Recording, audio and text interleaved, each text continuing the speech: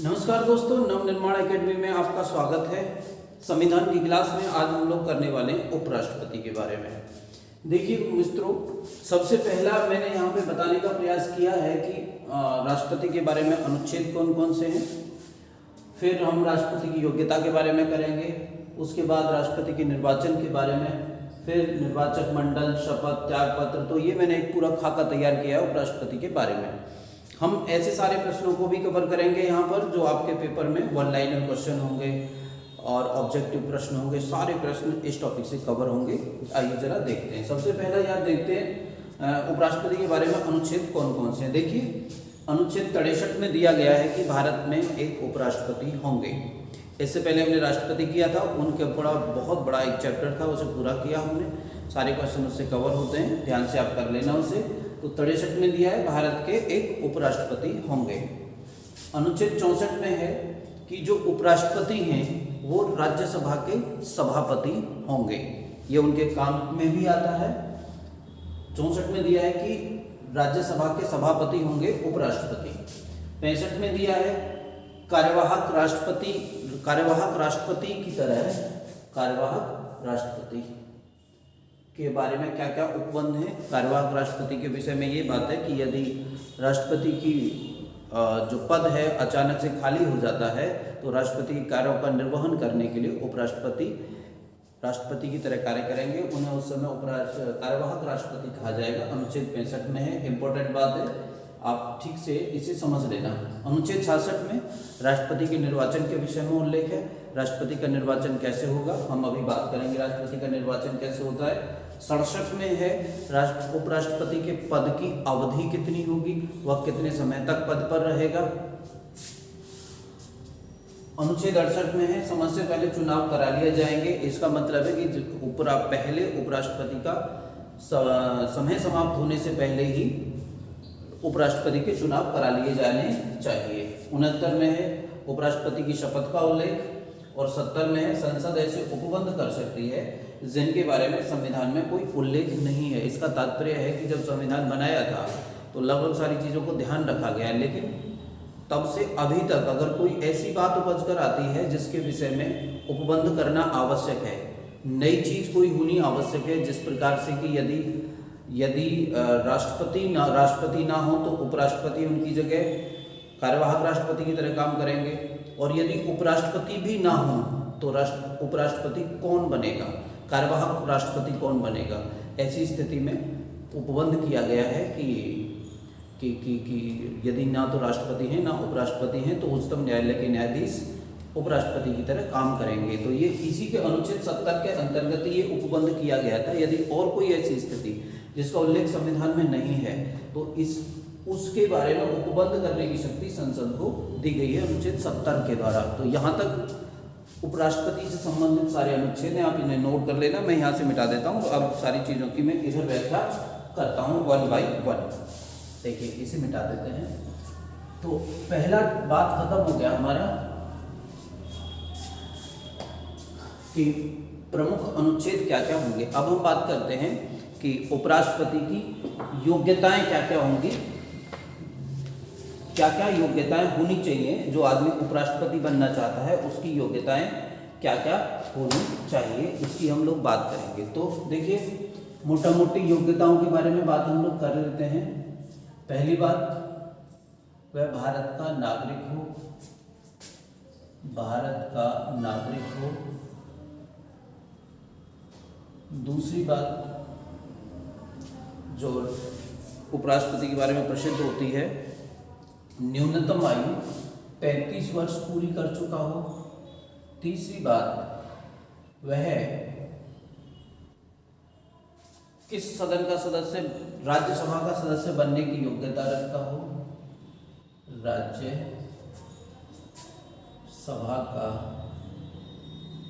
सदस्य बनने की योग्यता रखता हो, जिस व्यक्ति की इतनी योग्यता रखता हो। और चौथी चीज उपराष्ट्रपति के बारे में चौथी चीज है, वह किसी लाभ के पद पर ना हो। लाभ के पद पर ना हो। तो ये संसद के जो भी सदस्य होते हैं ये तो सभी के लिए लागू होती है कि वे लाभ के पद पर ना हो, भारत का नागरिक हो, एज की बात है 35 वर्ष पूरी कर चुका हो, बहुत आता है पेपर में। और कभी कभी अब ये भी पूछ लिया जाता है कि उपराष्ट्रपति की जो योग्यता है राज्यसभा का सदस्य बनने के बराबर उसकी योग्यता होनी चाहिए। अगली बात करते हैं। तो उम्मीद है आपको ये चीज़ समझ में आ रही होगी। मैं 1 बाय 1 सारे टॉपिक्स को इसमें क्लियर करते चलता हूँ, ठीक है। तो यस, अब हम बात करते हैं राष्ट्रपति का निर्वाचन कैसे होगा। अगली बात आती है राष्ट्रपति का निर्वाचन कैसे होगा। राष्ट्रपति का निर्वाचन, देखिए यहाँ से बात करते हैं राष्ट्रपति का जो निर्वाचन है, राष्ट्रपति का निर्वाचन कैसे होगा ये हम बात करते हैं। इसका जो सिस्टम है अनुच्छेद 66 में दिया हुआ है। चलो अनुच्छेदों की तो हमने बात कर ली। तो एकल संक्रमणीय मत प्रणाली के द्वारा अनुपातिक, ठीक है। तो दो चीज इसमें लिखनी है, एकल संक्रमणीय मत प्रणाली द्वारा,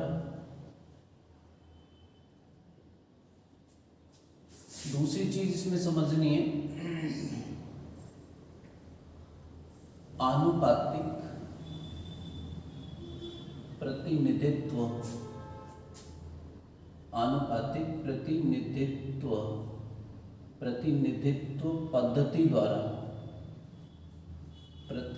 अनुपातिक प्रतिनिधित्व पद्धति के द्वारा होगा और गुप्त मतदान के द्वारा होगा। गुप्त मतदान होता है उपराष्ट्रपति के चुनाव में। इसका मतलब है उपराष्ट्रपति का जब चुनाव डाला जाता है तो किसी को भी इस बात का पता नहीं होता कि किस व्यक्ति को जो है वोट दिया है। अगली बात देखिए, निर्वाचक मंडल। राष्ट्रपति का निर्वाचक मंडल क्या होता है, देखिए इसे देख लेते हैं। राष्ट्रपति का निर्वाचक मंडल का मतलब है ऐसे व्यक्तियों का समूह जो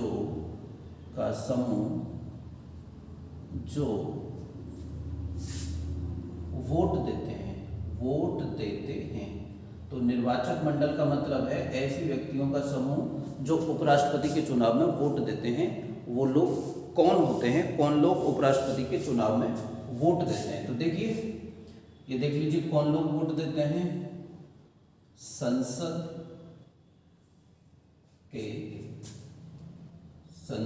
के की जगह आप लिख लीजिए राज्यसभा के सभी सदस्य, राज्यसभा के सभी सदस्य और लोकसभा के सभी सदस्य। सभी सदस्यों से मतलब होगा राज्यसभा में 2 तरह के सदस्य होते हैं, एक निर्वाचित और एक मनोनीत। राज्यसभा में 12 मनोनीत सदस्य होते हैं, लोकसभा में 2 मनोनीत सदस्य होते हैं। तो यहाँ पे एक बात और समझने की है, नोट आप कर लीजिएगा इसमें कि मनोनीत सदस्य भी राष्ट्रपति के चुनाव में वोट देते हैं। मनोनीत सदस्य भी राष्ट्रपति के चुनाव में वोट देते हैं। तो आपको ऐसा मालूम होगा कि राज्यसभा में कितने मनोनीत सदस्य होते हैं। राज्यसभा में मनोनीत सदस्यों की संख्या होती है 2, राज्यसभा में मनोनीत सदस्यों की संख्या होती है 12 और लोकसभा में मनोनीत सदस्यों की संख्या होती है 2। तो उपराष्ट्रपति के चुनाव में मनोनीत सदस्य भी हिस्सा लेते हैं, निर्वाचित सदस्य भी हिस्सा लेते हैं। निर्वाचित सदस्य ऐसे होते हैं जिन सदस्यों के लिए वोट डाला गया है, वो वोट के द्वारा वो राज्यसभा या लोकसभा के सदस्य बने हैं। और मनोनीत सदस्य वो होते हैं जिनको राष्ट्रपति मनोनीत करता है। कुल मनोनीत सदस्यों की संख्या 14 होती है। ये प्रश्न पेपर में आता है कि संसद में कितने मनोनीत सदस्य होते हैं। तो देखिए 12 राज्यसभा में होते हैं और तथा 2 लोकसभा में मनोनीत सदस्य होते हैं। ये राष्ट्रपति का निर्वाचक मंडल है। मनोनीत सदस्य, उपराष्ट्रपति का निर्वाचक मंडल है। मनोनीत सदस्य भी उपराष्ट्रपति के चुनाव में हिस्सा लेते हैं। तो उम्मीद है आपको ये सारी चीज समझ में आ रही होगी मित्रों। अब निर्वाचक मंडल हो गया। अब बात करते हैं उपराष्ट्रपति की शपथ। तो उपराष्ट्रपति को शपथ कौन दिलाता है, ये मोटा तौर पे आप लिख लीजिएगा। उपराष्ट्रपति को शपथ दिलाते हैं राष्ट्रपति। खत्म कहानी। उपराष्ट्रपति को शपथ कौन दिलाता है, राष्ट्रपति दिलवाते हैं। एक और, ठीक है, आगे बता देते हैं। शपथ के बाद हो गया त्यागपत्र। ये किसे देते हैं, ये किसे त्यागपत्र देते हैं, उपराष्ट्रपति राष्ट्रपति को त्यागपत्र देते हैं। राष्ट्रपति को त्यागपत्र देते हैं और राष्ट्रपति उपराष्ट्रपति को त्यागपत्र देते हैं। ये याद रखना है, राष्ट्रपति उपराष्ट्रपति को और उपराष्ट्रपति राष्ट्रपति को शपथ देते हैं, त्यागपत्र देते हैं। आगे देखिए, इसमें अनुच्छेद भी मैं लिखवा चुका हूँ। अब हम लोग बात करते हैं कार्यकाल। अच्छा, इसे मिटा देते हैं यहाँ से, ये कार्यकाल लिख देते हैं यहाँ पे। कार्यकाल राष्ट्रपति का उपराष्ट्रपति का कार्यकाल कितना होता है, जैसे पूरा कर लेते हैं। देखिए, उपराष्ट्रपति का जो कार्यकाल है वो 5 वर्ष है। उपराष्ट्रपति का कार्यकाल 5 वर्ष होता है। एक और भी बात है इसके बारे में, वह तब तक अपने पद पर रहते हैं जब तक नया व्यक्ति अब चुनकर नहीं आ जाता है। तब तक पद पर रहते हैं जब तक नया व्यक्ति नहीं आ जाता है। ओके, वो तब तक अपने पद पर रहते हैं जब तक नया व्यक्ति नहीं आ जाता है।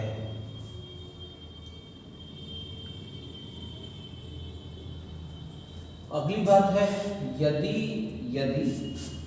लिख लीजिएगा, यदि उपराष्ट्रपति का पद सब 5 वर्ष पूरा होने से पहले ही खत्म हो गया है, समाप्त हो, यदि उपराष्ट्रपति नहीं रहे हैं, 5 वर्ष पूरा होने से पहले अपने पद से हट गए हैं या उनकी मृत्यु हो गई है, तो 6 महीने के अंदर चुनाव करवा लिया जाएगा। यदि पद 5 वर्ष से पहले खाली हो गया है,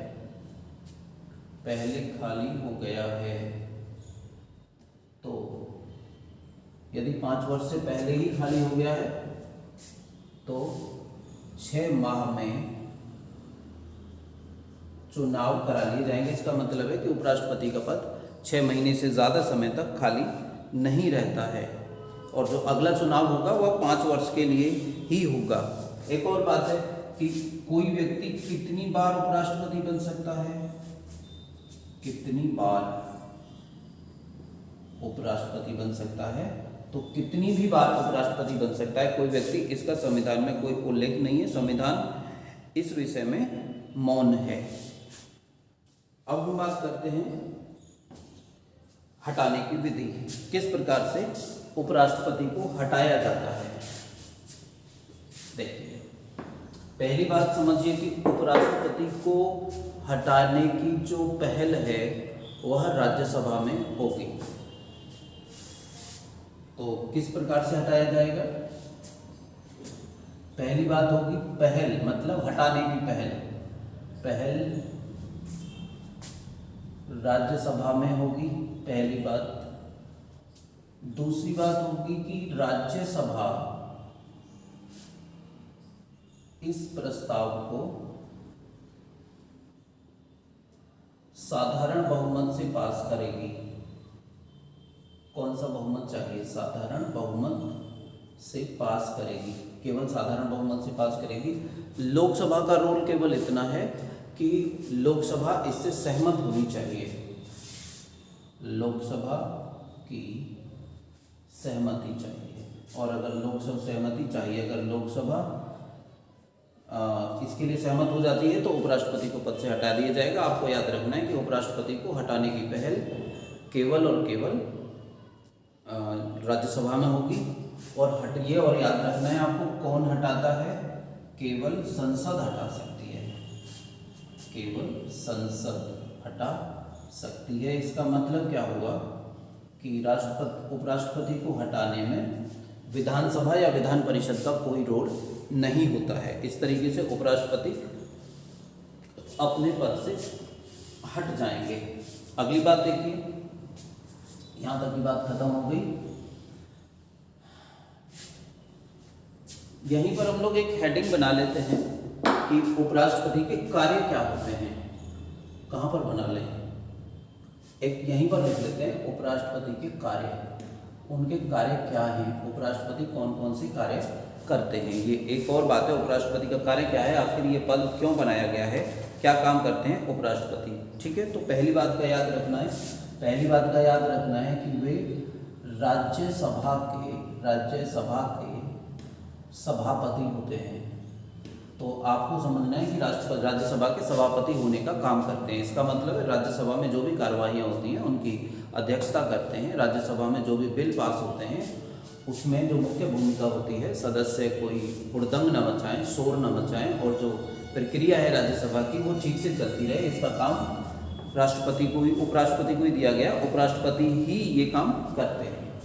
और यहाँ पर एक बात समझ लेनी है, उन्हें जो वेतन है, उन्हें वेतन कितना मिलता है, 4 लाख, 4 लाख वेतन मिलता है। और किस पद का वेतन मिलता है, उन्हें राज्यसभा के सभापति होने का वेतन मिलता है। याद रखना है, उपराष्ट्रपति को उपराष्ट्रपति होने का वेतन नहीं मिलता है, उनको राज्यसभा के सभापति होने का वेतन मिलता है। तो पहला काम हो गया कि वो राज्यसभा के सभापति होते हैं। और राज्यसभा के सभापति का यही काम होता है कि राज्यसभा में होने वाली प्रक्रियाओं की निगरानी वही करते हैं। कोई बिल वगैरह पास होता है जैसे अध्यक्ष करते हैं। अगली जो बात है, दूसरी बात ये है उपराष्ट्रपति के वोट देने की शक्ति। वोट देना, हम बात कर रहे हैं कि उपराष्ट्रपति वोट कब देते हैं। देखिए, पहली बात तो समझिए कि ऐसे समझ लीजिए, केवल निर्णायक मत देते हैं, केवल निर्णायक मत देना। इसका क्या तात्पर्य है, निर्णायक मत देने का यही मतलब है कि निर्णायक मत से ये मतलब होता है कि यदि कोई बिल पास कराया जा रहा है, यदि कोई बिल पास कराया जा रहा है और उस बिल पर सहमति नहीं बन रही है वोटिंग के माध्यम से, तो उपराष्ट्रपति इसमें अपना निर्णायक मत दे सकते हैं। और हम ये बता ही चुके हैं कि उन्हें जो वेतन मिलता है वो सभापति होने का मिलता है। और क्या काम है इनका, और इनका काम है कि ये जब राष्ट्रपति का पद खाली हो, जब राष्ट्रपति का पद खाली हो तो वे राष्ट्रपति की तरह काम करते हैं। राष्ट्रपति के तो वे कार्यवाहक राष्ट्रपति बन जाते हैं, वे कार्यवाहक राष्ट्रपति बन जाते हैं, कार्यवाहक राष्ट्रपति बन जाते हैं। और आपको याद रखना है कि जब वे कार्यवाहक राष्ट्रपति बनते हैं तो उनको राष्ट्रपति की सारी सुविधाएं प्राप्त होती हैं और सारे राष्ट्रपति के वेतन प्राप्त होते हैं, राष्ट्रपति का आवास प्राप्त होता है, राष्ट्रपति की सारी सुविधाएं प्राप्त होती हैं और राष्ट्रपति की जो सारी शक्तियां होती हैं वो उपराष्ट्रपति को मिल जाती हैं। और ये जो है संविधान के प्रति निष्ठा की शपथ लेते हैं, संविधान के प्रति, याद रखना, ये निष्ठा की शपथ लेते हैं। निष्ठा, ये राष्ट्रपति, अच्छा, और जो ये शपथ है उपराष्ट्रपति की, जो शपथ है ये अनुसूची संख्या 3 में नहीं है, याद रखना है। इसके बारे में मैं बता देता हूं। शपथ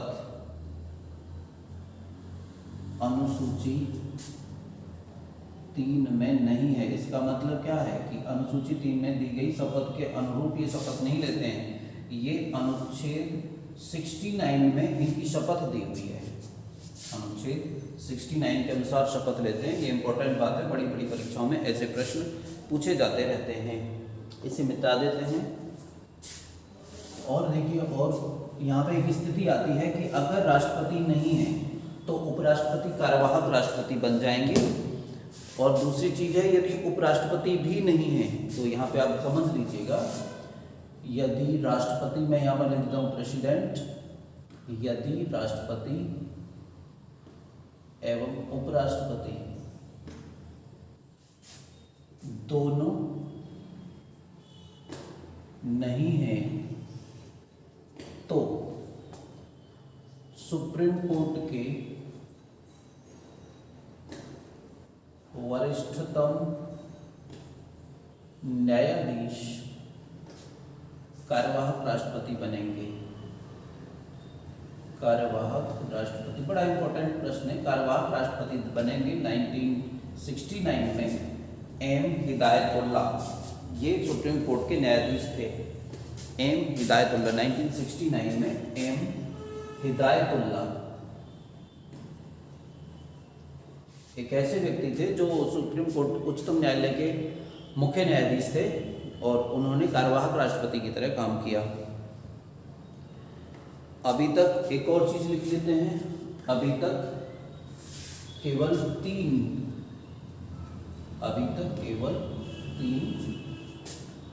कार्यवाहक राष्ट्रपति बने हैं, कार्यवाहक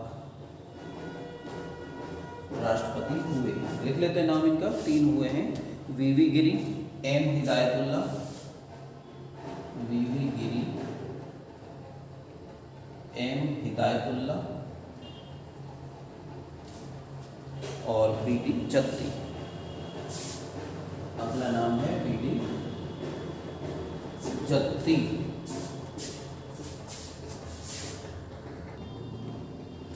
तो हम लोग बात कर रहे हैं कि अब तक कितने कार्यवाहक उपराष्ट्रपति हुए हैं, देख लीजिए, वीवी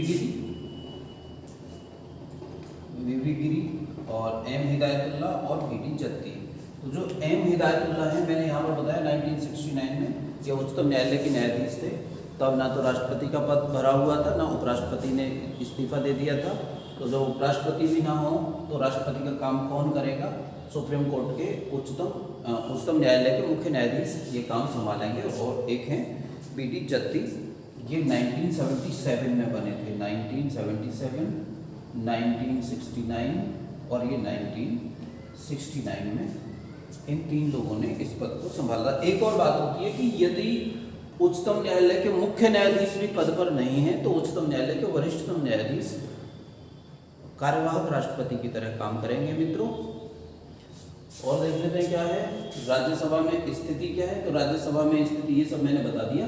अभी सारे काम हो गए, कार्य भी हो गया, हटाने की विधि हम बता चुके हैं, कैसे हटाया जाएगा, यस। और राज्यसभा में स्थिति वगैरह भी हम लोग बता चुके हैं। और क्या बताएं, 1-2 चीज छोटी छोटी और हैं, वो भी मैं नोट डाउन करा देता हूँ आपको कि उपराष्ट्रपति के चुनाव में 20 प्रस्तावक और 20 अनुमोदक होते हैं। यहाँ पे मैं लिख देता हूँ, जब राष्ट्रपति का चुनाव होता है तो इस बात को रोकने के लिए कि कोई भी आम आदमी, जनता खड़ी ना हो जाए चुनाव के लिए, इसलिए कहा गया है कि 20 प्रस्तावक और 20 अनुमोदक होते हैं। तो उपराष्ट्रपति के